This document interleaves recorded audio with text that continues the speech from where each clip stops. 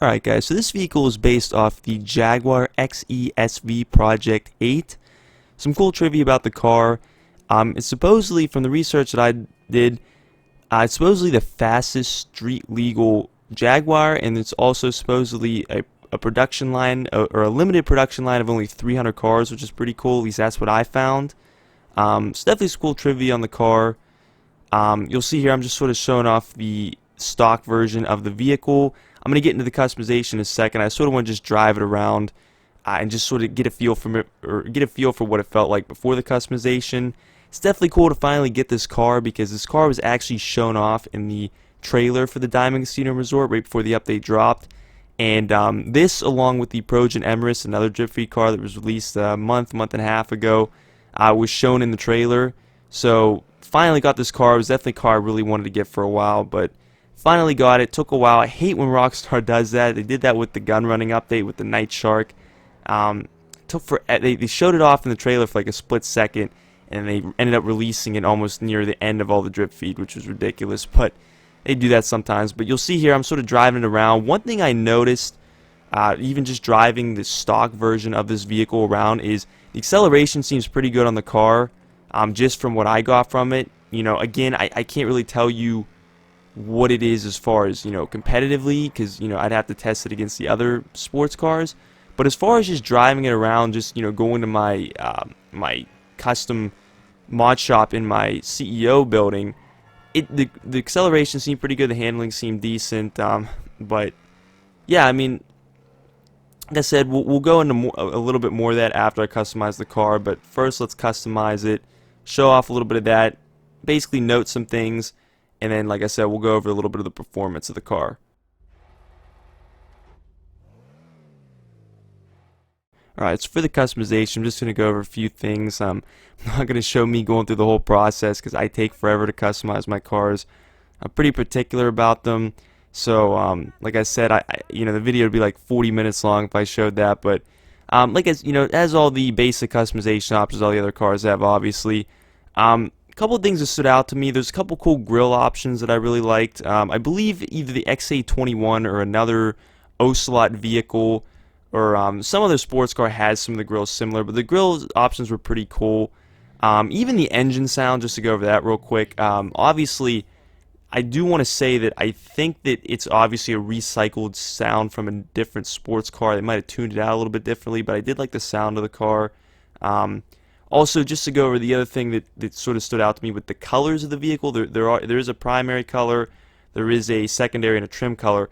What's actually cool about the primary color of the car is it actually changes the coloring around the wheels. You'll eventually see when I start spinning the camera around, going through some of these other customizations options. But the coloring around the wheel actually changes with the primary color. The primary color does control pretty much the whole color of the vehicle, with the exception of the roof. The roof is really the only thing that's controlled by the secondary color. And what's also cool about the primary color is the lining around the seats in the interior in the car. I believe I do go in the interior when I'm sort of messing with the trim color.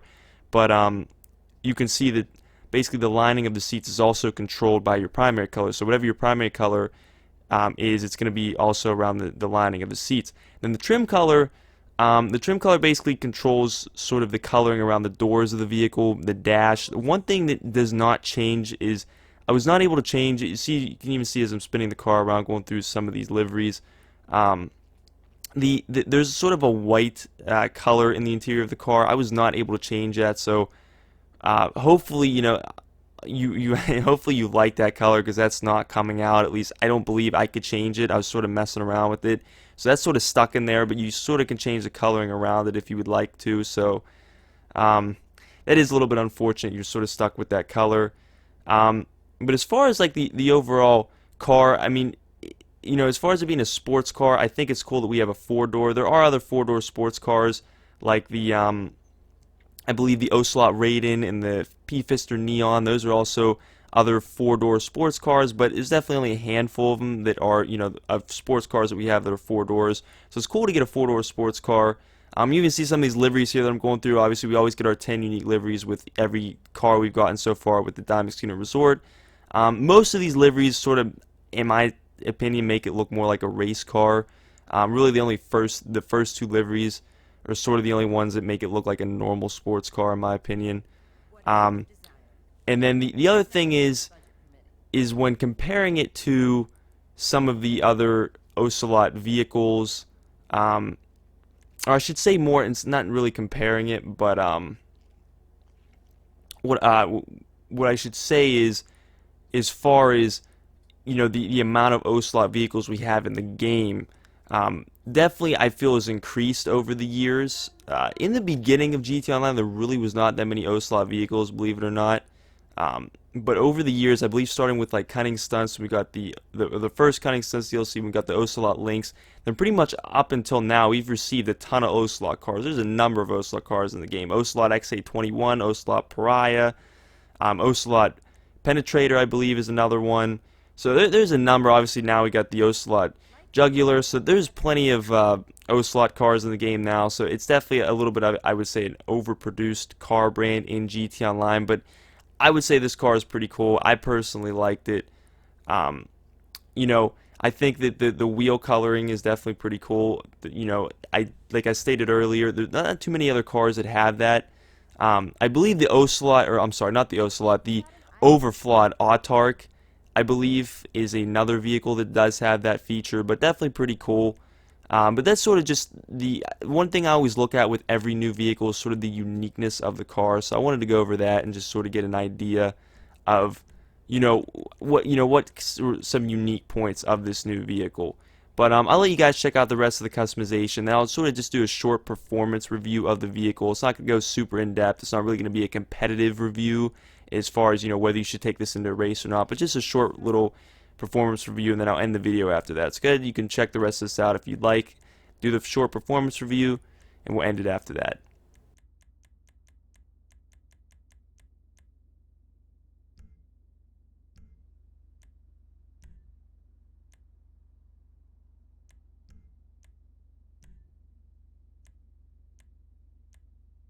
Think long and hard.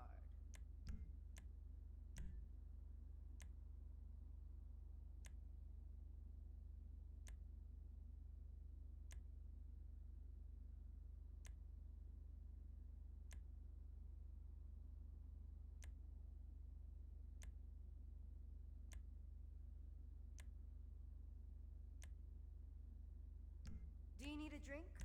Bubbles or something?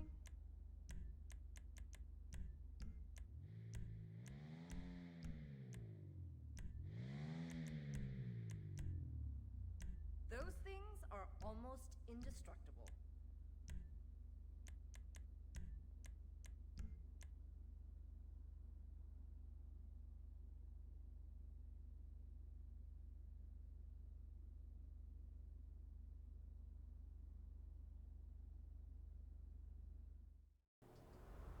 Alright, so we're back here at the casino. This was or at least my final product of the car.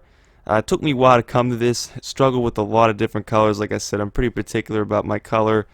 I try to get it a lot of times off of a real life car, or try to base it off of a color of a real life car. But basically, I went with like an ultra blue color with the first livery. I don't remember what, I think it's just called the Black Stripes livery. I can't remember off the top of my head, but basically went with that first livery, and then with an ultra blue, I believe, primary and secondary color. You even see, I came back to the casino. I wanted to take it on the highway, just drive it around a bit. Like I said, I drove it around the stock version before. I wanted to sort of drive around the upgraded version, see what it was like. Even right here, basically one thing I sort of noticed is the acceleration does seem pretty good on this car. Just driving it even right here, getting onto the highway.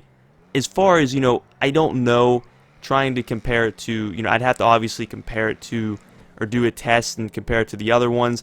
I'm not going to say that this has obviously one of the best accelerations, but just from overall driving the car around, the acceleration does seem pretty good on this car. Handling does seem pretty good as well.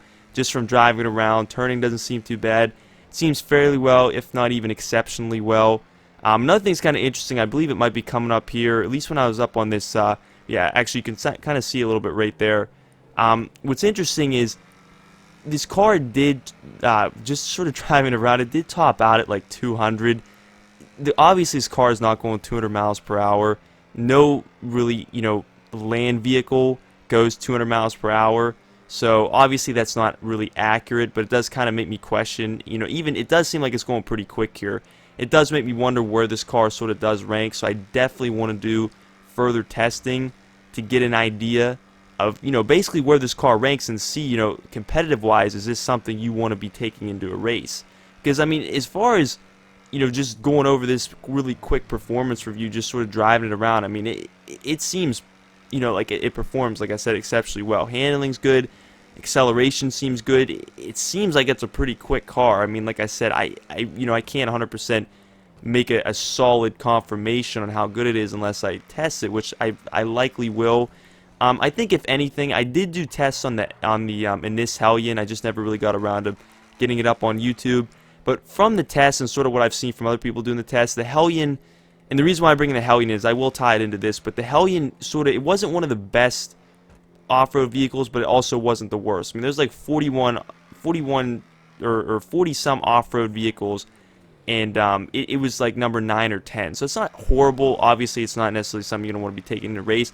I think if anything, this car will at least be similar to that in the sense that it will at least be average, if not even a little bit above average. I just don't know whether it's going to beat something like the Ocelot Pariah or, the Grotti GTO or even like the Vicer Neo. Those are pretty much like the top 3 sports cars. I don't know if it's going to beat something like that, obviously. It'll definitely be interesting to see, though. So, like I said, we'll see if we'll do further testing on that. But anyways, guys, hope you enjoyed this video, basically just buying, customizing, doing a little short review on the Ocelot Jugular. Like I said, I may do more tests, basically just to sort of see where this car ranks as far as maybe top speed goes. That's sort of what I was aiming for with the Inis Hellion. I never really got around. Maybe I'll put that video up at some point, but I've never really got around to fully getting it together. But yeah, I hope at some point this will be beneficial to you, whether you're deciding to buy the Ocelot Jugular or not. But in any case, guys, hope you enjoyed the video. And as always, have a great day.